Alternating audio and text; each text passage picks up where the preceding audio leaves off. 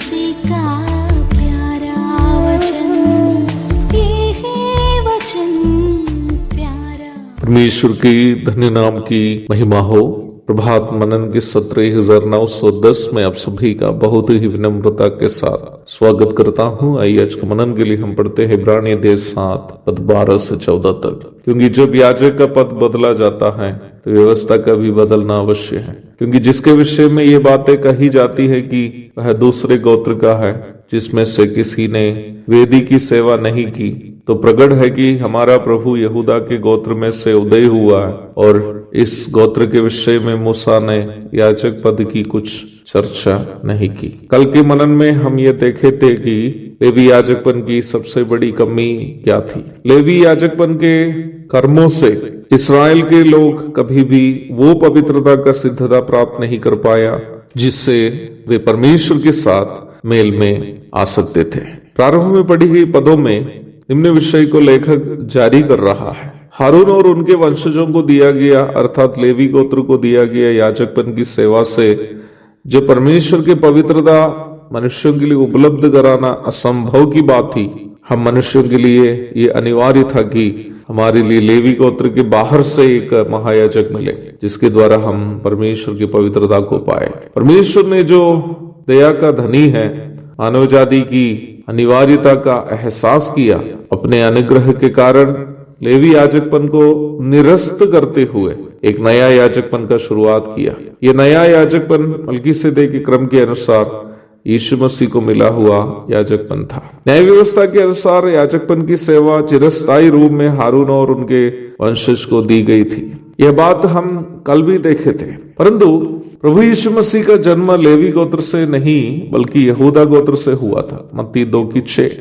याजक की सेवा लेवी गोत्र से यहूदा गोत्र की ओर आने के बाद स्वाभाविक रूप में लेवी याजकपन की सेवा समाप्त हो जाती है। यहाँ हमारे मन में एक स्वाभाविक संदेह आने की संभावना है। प्रभु यीशु मसीह स्वयं ये कहा था कि वह व्यवस्था को लोप करने नहीं बल्कि पूर्ति करने आया है। मत्ती 5:17।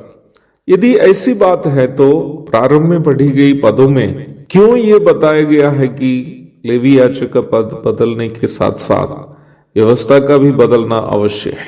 हमें यहाँ अनिवार्य रूप में जानने की एक बात है, लेवी याजकपन की सेवा का उद्देश्य कभी नहीं बदला है। जैसे कि हम पूर्व में भी मनन किए थे कि लेवी याजकों की सेवा का भी उद्देश्य ये था कि पाप से कलंकित इस्राएल वंश के मनुष्य पवित्र परमेश्वर के साथ मेल में आए।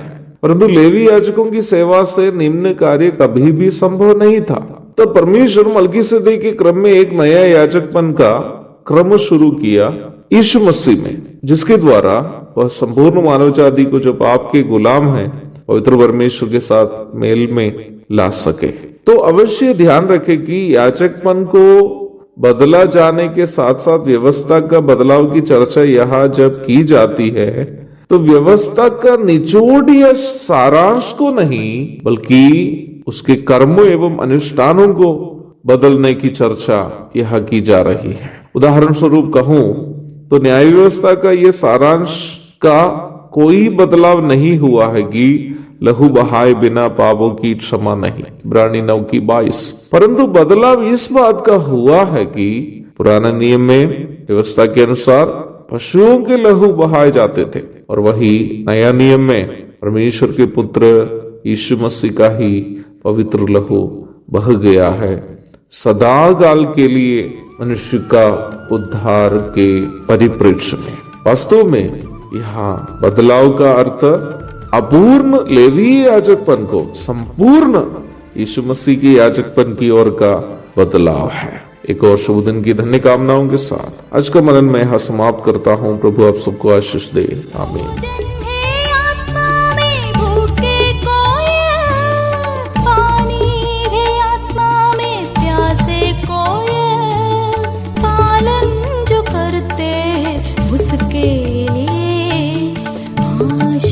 पाने का साधन है ये है वचन प्यारा वचन, यीशु मसीह का प्यारा वचन।